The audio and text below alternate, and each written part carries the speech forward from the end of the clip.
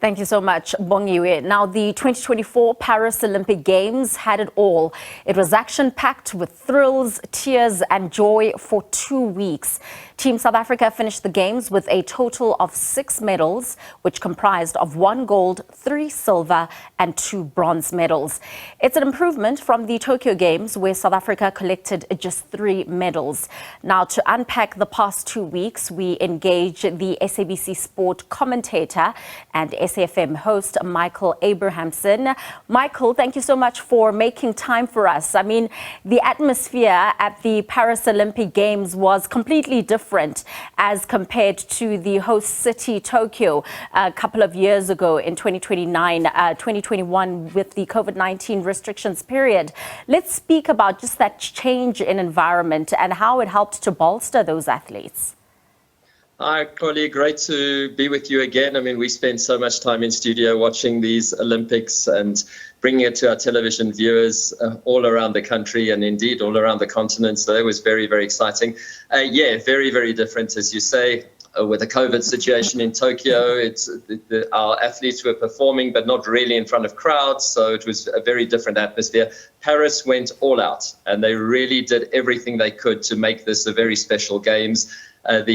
The stands were packed for pretty much every event. Even the new sports garnered a lot of interest. And I think overall it was an outstanding Games, and congratulations to the city. I think LA have got a lot to try and live up to and big shoes to fill in 2028. No, absolutely. If we're able to see an opening ceremony that was waterborne, the question is, what will LA do to supersede that? But I mean, just in terms of the expectations from Team South Africa and the results that we then saw, would you think that the likes of SASCOC and, just maybe the Department of Sport altogether will be happy with the showing at the Paris Games? Oh, I think they'd be delighted with the showing at the Games. I mean, even the athletes in our team who didn't win medals, a lot of them had PBs, a lot of them achieved their own personal successes. So it's not all about medals at the end of the day. We did win 6 in total. Some of them were surprise medals, but I certainly think that overall, Team South Africa performed way above and beyond expectations generally, and there's plenty of exciting talent that has come through, and SASCOC need to do something about it. They need to give these athletes an opportunity to shine, particularly coming up to 2028 and beyond, because we really have a bright future. We performed incredibly well, and a few surprise medals thrown in to boot. Absolutely. And of course, what we saw, which was truly so beautiful for the country, was the 4x100 meter relay team, especially on the back of Benji Richardson not being able to take part. But the likes of Bayanda Walaza and, of course, Bradley Ngwana, stepping to the fore. It was beautiful for Agani Simbini finally getting that well-deserved medal, Michael. Yeah, for Akani, just a day or so earlier, he had the disappointment of missing out by a few thousandths of a second, effectively, from a medal. I think it was 1,000th of a second to deny him the bronze medal in that particular race. He was looking for an Olympic medal, came back and ran an 8.78 in that final leg in the relay, which was just very special. You mentioned the rest of the team. Maswanganyi ran a fantastic back straight of 9.06. And our youngsters, Walaza and Nkwana, given an opportunity to show what they could do.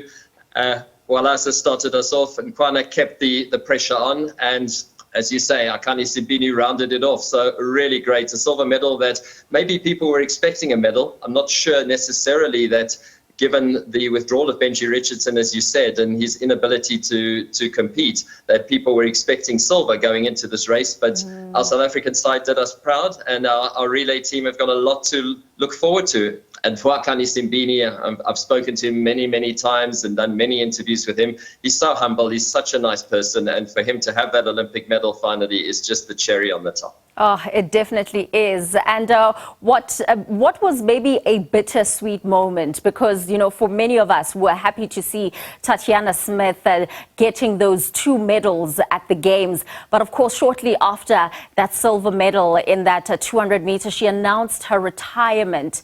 What did you make of the news, keeping in mind that she is South Africa's most decorated Olympian? Absolutely, and she did it the other way around this time. Gold and silver the other way around as far as the 100 and 200 are concerned. Obviously, she knew in her mind that she was going to call it quits after after that race, after a specialist race, the 200 meters. It can't have been easy for her going into that, knowing all the emotions that brought along. We were in studio chatting about it the other night with Emma Chidius, who was one of our guests, of course, and swimming experts and former Olympian herself. So it was interesting, the mindset of Tatjana going into that. But obviously, as you say, she's the most decorated South African Olympian of all time. She has obviously got other priorities that she needs to deal with in her life. But fantastic. I mean, that 100 meters was very, very special. That gold medal that maybe was unexpected. Then the silver, maybe, as you say, a little bit disappointing. She was obviously going for gold, but deep down, she's got 2 golds and 2 silvers, and nobody can take that away from her in terms of what she's achieved in the last 2 Olympics. South African swimming will miss her, but I think there are lots of exciting swimmers coming through, like Peter Kutsia, like Kaylin Corbett and various others who will carry the baton on, because we've always been strong as a swimming nation and there's plenty of raw material to work with.